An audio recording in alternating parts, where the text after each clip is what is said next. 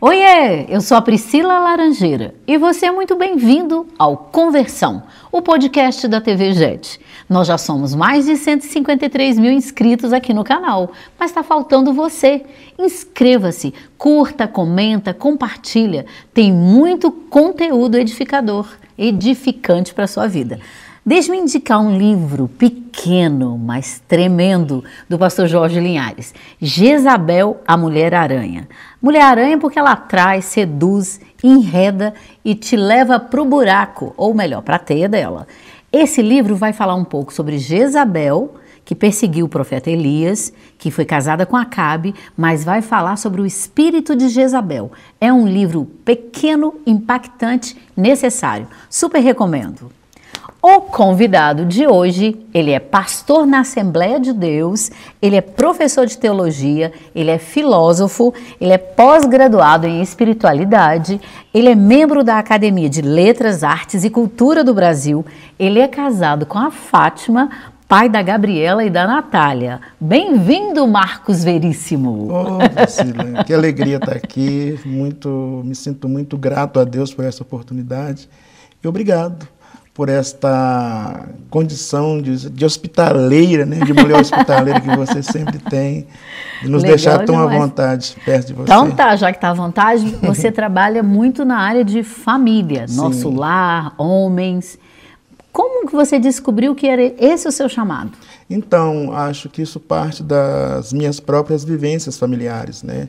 Desde a minha infância, os meus pais sempre foram muito família, né? Foi refeições em casa, muitas reuniões, e eu creio que isso, além das próprias provocações do Espírito Santo, a minha experiência de vida me levou a isso. E o pastorado acaba nos sensibilizando, né, para diversas narrativas familiares, e a gente acaba se envolvendo com isso. E foi dentro desse contexto que eu fui percebendo uma diversidade de necessidades no contexto de famílias, e o que creio que há, acima de tudo, uma provocação do Espírito para que eu esteja atuando nesse contexto. Você é nascido numa família cristã evangélica? Sim, ou não? Quando eu nasci, os meus pais já eram evangélicos, né?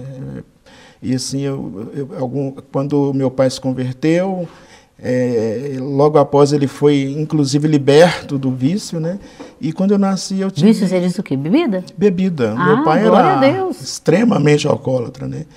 E um homem assim extremamente violento, mas de repente na conversão dele houve transformação. Ele chegou e disse: a partir de hoje não bebo e não fumo nunca mais. E de fato, mais de 50 anos sem beber, sem fumar, servindo a Deus. É mais do que decisão, realmente é transformação do espírito, né? De fato. Isso impactou a família? Com certeza, isso gerou em todo o contexto familiar uma transformação muito intensa, porque um homem que vivia embriagado, que era um homem assim, podemos dizer que praticou violência, inclusive violência doméstica, no tempo em que ele ainda não havia se entregado, tido uma experiência com Cristo. E após a salvação, esse homem virou realmente uma ovelha. Foi transformado e, de fato, isso impactou toda a família de modo geral. Inclusive, quando eu nasci, eu já tive a bênção de nascer com os meus pais convertidos, né? E como é que foi sua experiência de conversão? Você aceitou Jesus com quantos anos? Olha, na verdade... Porque filho de peixe é peixinho, mas filho de crente não é crente não, meu irmão. Eu sempre fui muito frequentador da igreja, da escola dominical. Eu posso dizer que eu passei a ter um entendimento do que é ter uma experiência com Cristo a partir de 8, 9 anos de idade. Bem jovem mesmo, né? Muito criança, porque eu já tinha assim, um interesse muito grande em ser semelhante aos meus pastores, né? Eu era, desde criança... Da Assembleia você usava terninho, admite. Né, Vitor? Você não acha que ele usava um terninho com gravata? Não cheguei a usar. Mas hoje é tão bonitinho, fala sério. Não, de fato, acaba sendo referência para a gente. Não, porque a gente tem aqui o Caleb e o Gabrielzinho, sim, que vem paramentado de pastorzinho, é uma graça. Mas o que mais me chamava a atenção nos meus pastores era o movimento na hora da ceia. Era o partir do pão. Olha só. Então, assim, eu dizia que eu queria ser igual aos meus pastores, Exatamente por causa dessas movimentações litúrgicas, né? Nem tanto, eu não tive referência eu posso dizer assim, não foi por referência a um grande pregador, a um grande ensinador, não, foi os movimentos durante a liturgia do culto que me chamava a atenção. E eu dizia, eu quero ser igual aos meus pastores para me fazer igual ao que eles fazem durante os cultos. Legal demais. Quando a gente fala de família, a gente fala muito que a família está dispersa. Você acredita que ao redor da mesa é possível restaurar um pouco disso? Com certeza, e a gente percebe que a mesa ela é construída dentro de um contexto bíblico e histórico. Então, tanto no sentido de uma experiência bíblica, como também dentro de uma diversidade de culturas.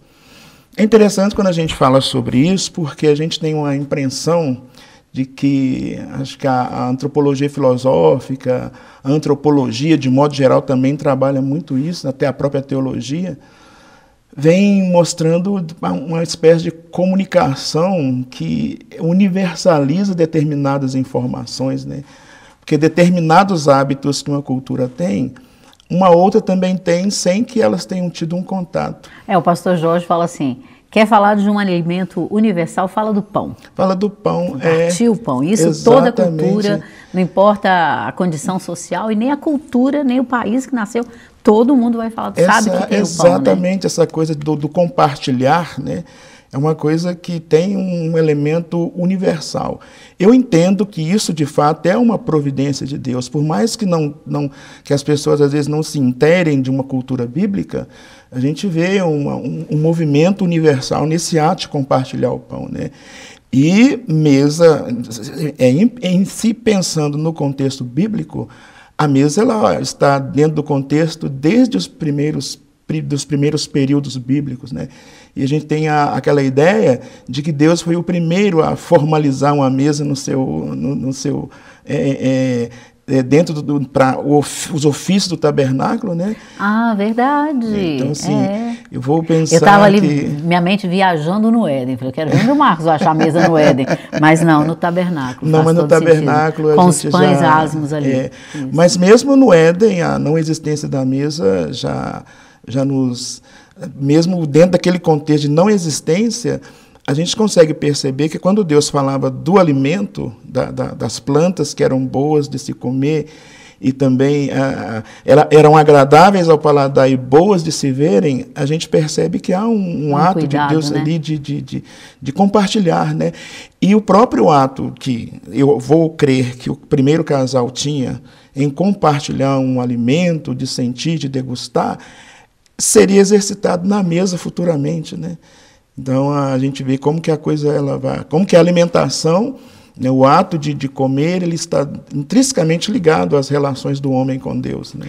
Então por isso tem um pessoal que trabalha muito com esse negócio de mesa posta, mesa bonita, não é tanto o que está sobre a mesa, mas é a comunhão que ela proporciona, né? Com certeza. Interessante, Priscila, que quando você fala isso, a ciência hoje entendeu. Ela conseguiu especificar a respeito de um neurônio que, dentro de uma linguagem mais simples, é o neurônio chamado espelho. E esse neurônio chamado espelho é o que acaba sendo produzido especialmente durante uma boa refeição. É aquela atitude que nós temos de pensar que nós estamos compartilhando uma boa refeição, mas, de repente, o seu esposo não está com você. Né? De repente, a sua filha não está com você, e da mesma forma já viu aquelas sensações que uma mãe tem, estou comendo um chocolate que está uma delícia, mas que pena que eu não posso compartilhar com minha filha, com minha esposa, um bolo de aniversário. Então, assim, essa coisa do desejo de compartilhar, eu entendo que eu sempre falo assim, foi um elemento que Deus deixou em nós. E isso é visto na prática enquanto nós participamos de uma refeição, né? Sem pensar no conteúdo espiritual. Nós estamos falando apenas do conteúdo humano.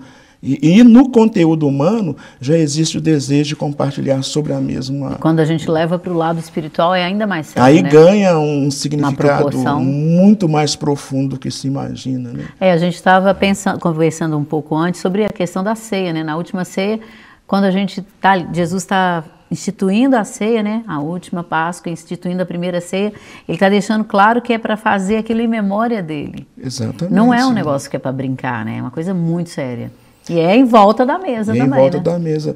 E eu gosto de pensar nesse momento de Jesus, por mais que seja um momento simples, aparentemente simples, mas quando você explora a coisa no seu significado mais profundo, você vê que Jesus, ele está dizendo, ele diz uma palavra que me chama a atenção, que eu muito desejei participar convosco dessa última refeição. Em outras versões, eu desejei muito comer essa ceia com vocês. Exato. Né? Então, assim, é porque a refeição e o alimento que está exposto sobre a mesa acaba gerando em nós uma diversidade de sensações, né? Tem um autor que ele fala que você, numa mesa de refeição, você tem um posicionamento ético, né? Que é o momento em que você divide, compartilha, né? Você tem um posicionamento ético, e nesse momento em que você tem um posicionamento ético, você também tem uma visão estética, que é o modo de nos comportarmos, né? O modo como a mesa ela é preparada. Então você tem duas situações, a oportunidade de ter um comportamento ético, você tem uma estética possível de ser arranjada sobre a mesa, né? Né? Você tem também um posicionamento de alma e espiritual. Então você vê como que... É bem profundo. Então existe um tripé que acaba tornando esse movimento na mesa, é um movimento que acaba sendo dependente do outro. Ética, então você estética e espiritual. Né? Você vê como que as coisas elas se movimentam num simples, por exemplo, num simples café da manhã. Né? Verdade. Então, e também a gente mostra, na minha casa sou eu que faço, né? O café, o almoço. A gente mostra também o amor, o zelo, o cuidado para com o outro a partir do momento que você prepara, né? Você cuida do outro. Sim, então, sim. Mas falando aqui, nós estamos vivendo um momento, já que você trabalha muito na área de família, nós estamos vivendo momentos muito estranhos, onde parece que falta a figura masculina. É uma impressão ou falta mesmo? É interessante essa pergunta e um tanto quanto desafiadora, né? Porque a gente, por exemplo, eu sempre tenho aquela coisa de pensar nessas questões, tentando entrar um pouco na mente de Cristo, né? Opa! E Jesus sempre quando ele falava de quando ele respondia determinadas questões, principalmente aos fariseus, eu acho que os fariseus eles tiveram uma participação muito interessante no ministério de Cristo, porque eles faziam perguntas que talvez hoje nós estaríamos um tanto quanto tentando descobrir. Mas que bom, porque o fariseu perguntou para a gente, porque a função do fariseu, de fato, era estar questionando coisas, né? E eles sempre faziam perguntas interessantes para Jesus.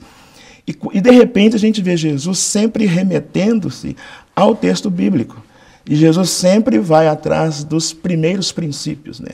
Então, Jesus, uma vez, quando ele é indagado sobre o casamento, o que ele fala? Ele fala do princípio. E Jesus vai levar os fariseus a pensar no modo como Deus agiu lá no passado, né? Exatamente. Que Moisés só deu carta de divórcio por causa da dureza do coração. Exatamente, mas de repente Jesus remete que o Pai criou homem e mulher, né? Então, assim, antes de haver a questão da dureza do coração, Deus já havia realizado o seu primeiro cerimonial, né? Então, a carta de divórcio ela foi dada exatamente por causa da dureza. Então, não foi porque o Senhor planejou isso ou quis. Né? Exato, a estratégia divina era essa. E quando você me pergunta... Se está faltando essa figura, esse referencial? É interessante porque a primeira pessoa a ser criada no jardim, a primeira referência foi o homem.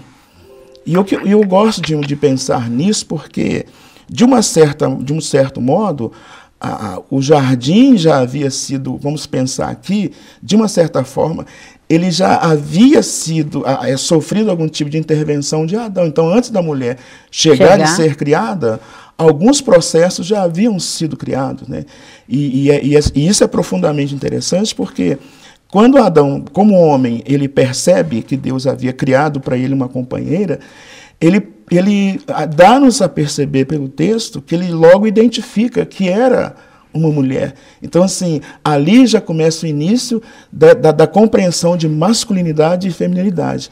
Porque essa Adão, agora é carne da minha carne, carne da osso minha dos meus carne. ossos, Então, né? esse aí é o primeiro momento em que a gente começa a perceber na Bíblia essa ideia da presença do homem. Então, quer dizer, o que Adão percebe ali?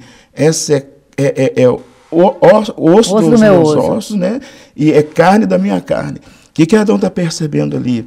Que Eva, que a mulher, era uma extensão de sua própria vida, né? E os deveres que ele deveria ter com ela, de fato, se inicia dentro do jardim.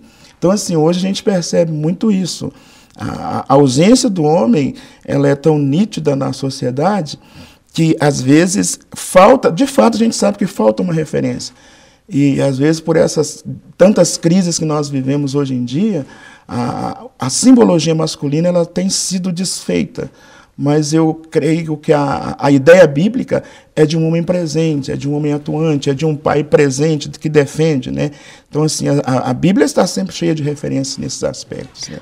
Você lançou recentemente um livro chamado Homens ao Redor do Fogo.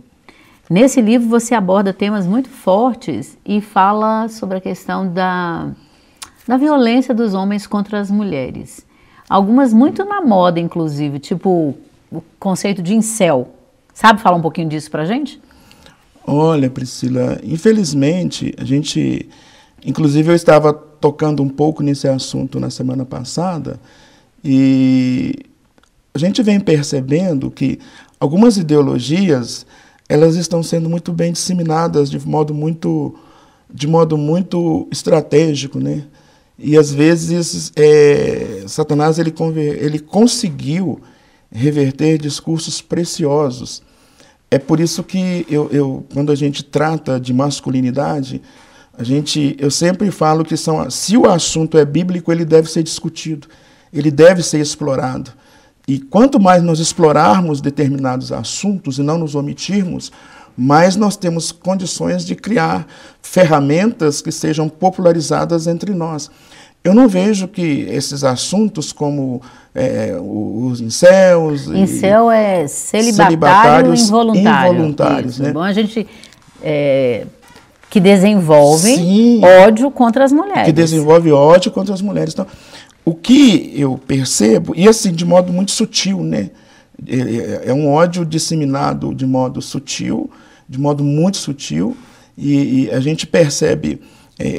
trata-se de um grupo de homens que, segundo a origem da ideologia, inclusive do site, né, que, segundo o que sabemos, ele não foi criado com essa vertente de praticar o ódio contra as mulheres, mas, de repente, toma uma outra proporção global, né, desenfreada. E a ideia que gira em torno desse grupo é que normalmente são homens que se sentem incapazes de estabelecer um romance com uma mulher, né? Se sentem rejeitados. Sentem rejeitados, inclusive, e por essa impressão de deficiência que eles possuem, eles acabam revertendo isso em violência. Né? Verbal ou física, ou as duas? Existem casos de inclusive, assassinatos, né? Então, assim, além de ser a violência verbal, a violência física, a gente também se depara com assassinatos, né? Que, inclusive, é tratado naquela série Adolescentes. Né? Aquela série da Netflix chamada Adolescência é necessária para os pais.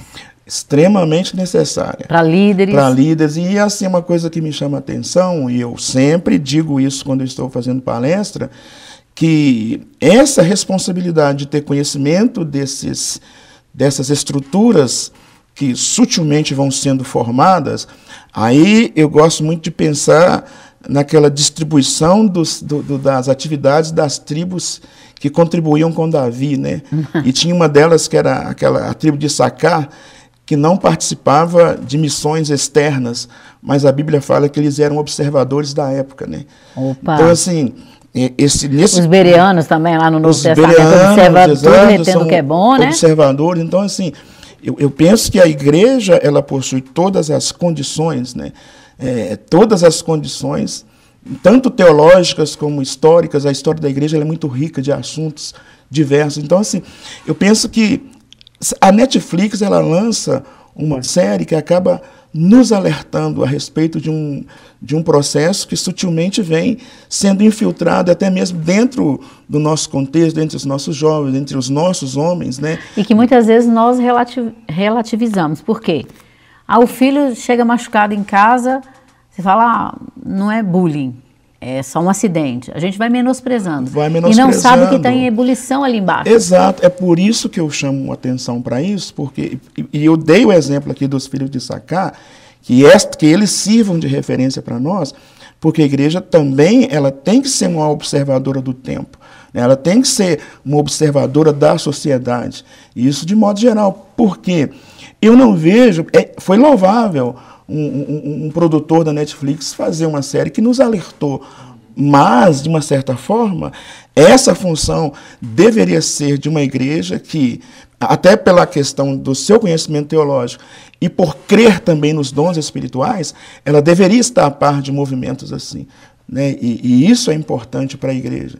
Ela está perceber como que a tecnologia, como é que está infiltrando ali na igreja, né? Como que a tecnologia, o que está acontecendo com o homem, o que está acontecendo com os adolescentes. E a série mostra uma coisa muito interessante.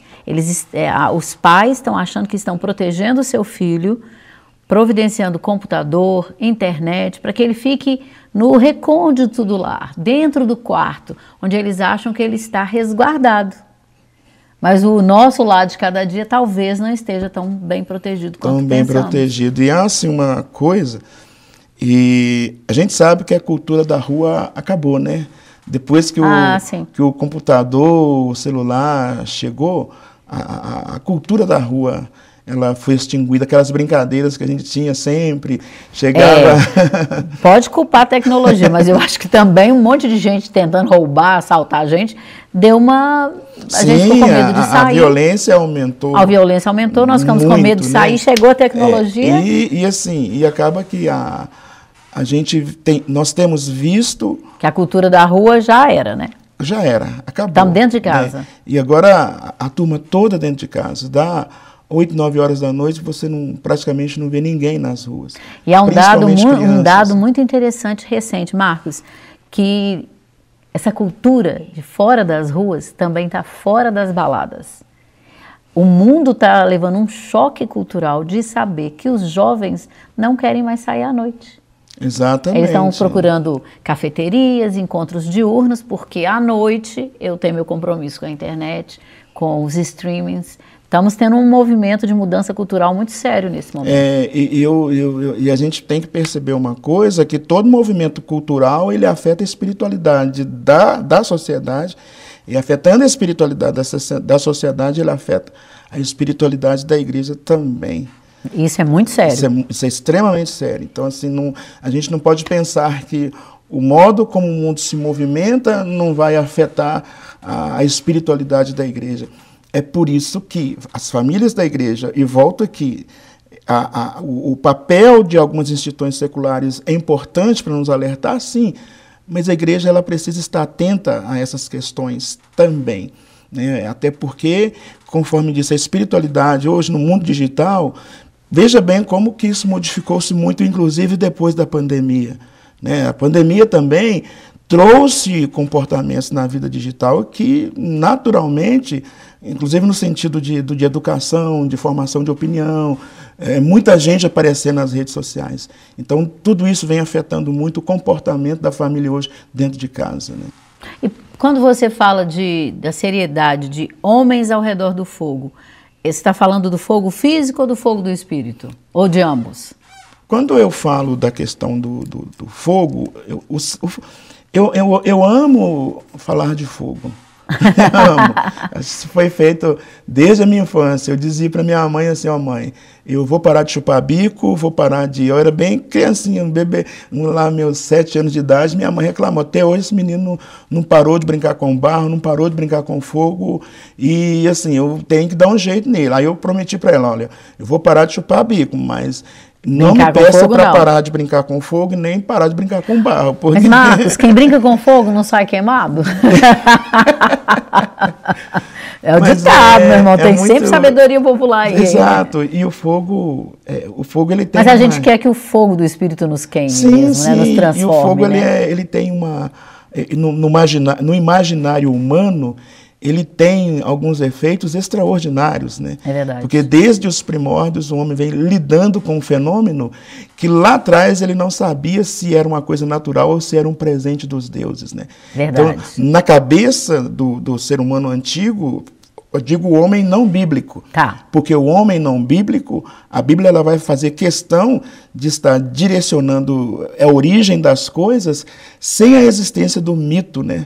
Não há mito que possa discernir, a não ser nas culturas que não tivessem conhecimento. A gente tem que separar, né? Assim, que tem a parte toda da cultura judaico-cristã, mas nós sabemos que há outras culturas e nelas o fogo era um presente. Era um presente. E nessas culturas aí que não tinham conhecimento da verdade, do conhecimento bíblico, o fogo sempre foi tido como um presente de Deus, ou dos deuses, né? A gente vê na cultura grega que para o homem, na cultura grega havia um mito de Prometeu, foi quem roubou o fogo para poder dar ao homem, e o homem, a partir daí, começou a forjar suas ferramentas, né? Aqui no Brasil, nós temos uma lenda entre as nossas tribos indígenas que um pajé, ele foi até o sol buscar o fogo, né, buscar o fogo e trazer para sua tribo. E em todos os dois casos, essas pessoas foram punidas, porque Prometeu, ele foi levado, Zeus, segundo o mito, ele foi levado para um topo de uma montanha, e ali uma ave vinha e comia o seu fígado todos os dias, né? Castigo muito sério. Muito sério. E até que o mito vai falar que foi Hércules que o libertou. E o pajé, a punição que ele teve foi ser transformado em um pássaro da cabeça vermelha, né? Então, assim, esse deu melhor. Esse deu melhor. Então, de qualquer forma, e essas histórias, elas se repetem em diversas culturas. Quando essa cultura não teve a oportunidade de... tal como o povo judeu teve, né? Como o povo de Deus teve desde do seu princípio, né? Aí o fogo ele já vai exercer aquela função de representar Deus. E por que o fogo representa Deus? Por causa do caráter do seu governo, né? Então, assim, quando você vê o fogo que foi capaz de transformar, e a gente vai dentro do princípio bíblico, interessante, Priscila, que os primeiros a lidar com a forja de ferramenta foram os descendentes de Caim, né? E a cultura, ela passa a existir entre este povo, porque eles começaram a introduzir a possibilidade de construir, de moldar ferramentas, de moldar o bronze, de isso mudou tudo, né? Que com armas tão fortes, isso muda a conquista, muda todo um processo, né? E a ideia é que quem conquista o fogo conquista uma cidade, conquista um povo. E então, aí quando você traz para o contexto de homens ao redor do fogo, qual que é o seu principal objetivo? A ideia disso é que o fogo, além dele possuir... Tem um autor que fala que o fogo ele tem extremos. Ele, ao mesmo tempo que ele é capaz de transformar, ele é capaz de mudar todo um contexto cultural, o fogo ele tem aquela coisa de ser acolhedor. Mas o fogo também, o inferno é tido como um ambiente de fogo. De fogo, né? Destruidor. Destruidor. Né? Então, assim, o fogo ele tem essa coisa de ser... de contribuir para o cozimento de um alimento, para ser um aconchego, calor, o aconchego, né? Inclusive tem um podcast que ele tem horas só tocando barulho de fogueira. Interessante, barulho de fogueira. Os atritos de uma fogueira. Aí você senta, a pessoa fica ali horas pra simplesmente ouvindo para acalmar. Então, quer dizer, o que tem aqui? O que a gente vê isso? Que o homem antigo, ele já tinha isso, de se reunir ao entorno do fogo, para se proteger de animais, para se proteger do frio. E aí criava-se o ambiente de diálogo. O homem antigo, entre os romanos, inclusive, havia aquela pedra onde eles aqueciam, onde eles colocavam fogo, e aquela pedra eles davam o nome de Lares, que era o deus protetor da casa. Né? Então, assim, aí... É importante a gente conhecer as origens, senão a gente não entende, É interessante isso, porque é exatamente essa pedra onde eles faziam comida, colocavam a panela, era exatamente o lugar onde a família se reunia. No Brasil antigo, quando eles começaram a fazer o recenseamento no Brasil, eles contavam pelo número de fogões, ou número de fogos. Então, quer dizer, de acordo com o número de fogos, determinava-se o número de famílias. Então, quer dizer, o que a gente tem aí? Algumas questões que desde os primórdios já mostra que o fogo seria o fenômeno que estaria acolhendo pessoas. E Deus, é claro, ele sabia disso, né? Então, quando você fala de homens ao redor do fogo, na verdade é um convite a esse retorno de comunhão, de amizade, parceria. A ideia é que ao redor do fogo os homens se reuniam, um fogo natural. Né? A gente hoje, e era muito estratégico, hoje é muito esporádico, a não sei quando você vai num sítio, ou reúne com a família lá, fazer uma fogueira, vai fazer uma fogueira. Acampamento, sempre tem uma fogueira, sim. Né? Mas quando você trata da necessidade do homem se reunir, aí a gente pensa em Deus, no fogo, como um símbolo da presença divina. E em torno desse Deus, o homem precisa se reunir sempre. E por que eu falo que o homem tem que se reunir? Para discutir sobre si, para discutir sobre a sua masculinidade. E homem discute com homem ensina homem. Aí a Bíblia vai me remeter a uma ideia muito profunda, quando o texto bíblico diz que, assim como o ferro afia o ferro, o amigo afia o rosto do outro amigo. É por essa razão que a conversa entre homens, ela não pode cessar. Ela tem que transitar de geração para geração. Hoje, o homem tradicional, ele, na cabeça do adolescente, é praticamente um homem quase que rejeitado. É aquele homem tradicional. Ele é quase que praticamente um homem rejeitado. Porque existe um transitar de uma linguagem que, de repente, está sendo interrompida. Mas por quê? Às vezes, essa questão, a ausência paterna, tem muito a ver com isso.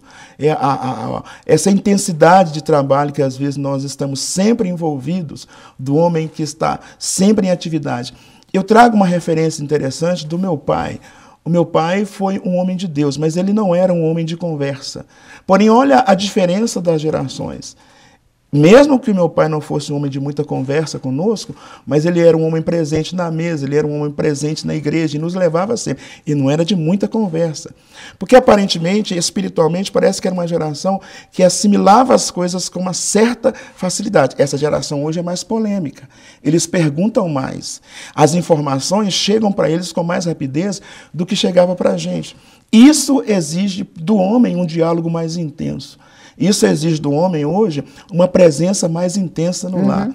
E quando eu falo desse homem presente, inclusive quando eu em algumas palestras eu falo, o homem, ele tem que ser sacerdote de todos os ambientes da sua casa, inclusive até da sua lavanderia. Então, assim, o homem tem que marcar presença em todos os lugares da sua casa. Então, quando eu vejo o fogo como presença de Deus, é um convite para que esse homem se reúna ao entorno da presença de Deus. E não há nada mais aconchegante, Priscila, para se discutir sobre as nossas dificuldades do que a presença de Deus. Porque se um fogo natural nos instiga a compartilhar situações, imagina o entorno na presença de Deus. Né? E eu gosto muito de pensar que Jesus ele promoveu momentos acolhedores com seus discípulos, né? Eu vou lembrar do momento em que Pedro encontra Jesus e Jesus estava assando um peixe na fogueira. Né? Eu vou lembrar, eu fico conjecturando que Pedro nunca mais esqueceu do sabor daquele peixe, nunca mais esqueceu do barulho daquela fogueira. Então, assim, o fogo ele acaba nos mexendo com o nosso imaginário. E Deus, naturalmente, a Bíblia, naturalmente, fez uma escolha de um dos símbolos mais poderosos que o homem pôde ter conhecido. E o fogo arderá continuamente sobre o altar e não se apagará. Essa é uma expressão maravilhosa, né? Aí eu volto no texto bíblico, eu vou transitar entre os costumes de alguns povos, né, que era função do homem mesmo. Olha, veja como as informações Deus é tão... A providência de Deus na criação do homem é uma coisa assim tão única e preciosa, porque entre os gregos também tinha esse hábito do homem manter o fogo aceso dentro da sua casa. E eu gosto disso porque era a função do homem manter o fogo aceso dentro de casa. E o lance importante é que o homem tinha a responsabilidade de buscar uma determinada madeira, e essa determinada madeira tinha que ser sempre a mesma madeira. Aí eu fico imaginando, era o mesmo cheiro, era a mesma coisa, o lar tinha um cheiro criava memórias afetivas. Criava memórias. Então, assim, a função do homem em cuidar do fogo, e esse fogo, ele tinha que ser, uma vez ao ano, o altar tinha que ser purificado, mas uma brasa tinha que permanecer. Ou seja, o processo do fogo não se apagava. E eu gosto disso porque, mesmo que estamos falando assim de um povo, de um povo fora do contexto bíblico, a gente está falando, agora no texto bíblico, que Deus ele acaba também norteando o seu povo a essa relação com o fogo. Então você vê o fogo desde os primórdios bíblicos, você vai ver o fogo, você vai ver os patriarcas lidando com essa chama, e assim com muita habilidade, inclusive, né? Aí você vai ver que o fogo está perpassando o texto bíblico, porque não falta altar, mesmo durante o exílio, né, babilônico, a gente vai ver que a preocupação dos judeus sempre foi com essa manutenção do altar, mas é muito precioso quando a gente vê a igreja sendo formada também com o elemento do fogo, né? Então o fogo ele está transitando no texto bíblico. Logo, o fogo não transita só no texto bíblico, mas o fogo transita em toda a formação humana. Aleluia. Né? Isso para mim é muito significativo. Aí agora a preocupação é o que nós vamos fazer em relação às gerações futuras com o fogo, né? A gente tem que terminar e você pode olhar para essa câmera e dar essa resposta. E aí depois eu quero mostrar seu livro. Fala aí o finalzinho para a gente. Convido o povo aí para entender isso. Nós estamos aí diante de grandes desafios, né? E tal como o fogo ele tem sido um elemento transformador praticamente em todas as gerações. A gente hoje, nós temos muita preocupação em como o fogo ele vai chegar em nossos lares. E, às vezes, a energia elétrica é um exemplo muito grande disso, né? Então, quer dizer, o mundo, de modo geral, ele tem a impressão de que dominou o fogo, né? Então, o fogo ele está praticamente inserido em todos os ambientes que nós conhecemos e ambientes desconhecidos. Mas é importante que nós tenhamos em mente o que nós vamos fazer com o fogo do Espírito Santo. O que esse homem dessa geração ele vai fazer em sua relação com o fogo é buscar espiritualidade. E o fogo de Deus, o fogo no qual nós hoje estamos convocando os homens a se reunir, tem tudo a ver com isso. Vamos nos reunir ao entorno de Deus, ao entorno da presença de Deus. Porque os assuntos não faltam. As nossas necessidades são inúmeras. A crise de identidade é grande, mas em torno de Deus, o problema da masculinidade vai ser resolvido. É isso aí. Olha, então, se você quiser dar uma entendida maior nesse assunto, nesse aspecto, o Marcos Veríssimo está em o livro Homens ao Redor do Fogo. A jornada de formação do homem cristão é contínua e dentro de cada um de nós há um potencial extraordinário para manter a chama da fé viva e brilhante. Esse é tempo de Homens ao Redor do Fogo. Mulheres têm muitas amigas, os homens também precisam. Além disso, ele também tem o Nosso Lar de Cada Dia. Então, Marcos, muito obrigado mesmo pela sua presença aqui no Conversão. Espero que não falte oportunidade para a gente trocar ideia. E com tudo isso eu fui apaixonada pelo pajezinho que virou passarinho. Deus te abençoe. Muito obrigada. Eu que agradeço, muita gratidão e abraço para todos. Deus te abençoe e até a próxima.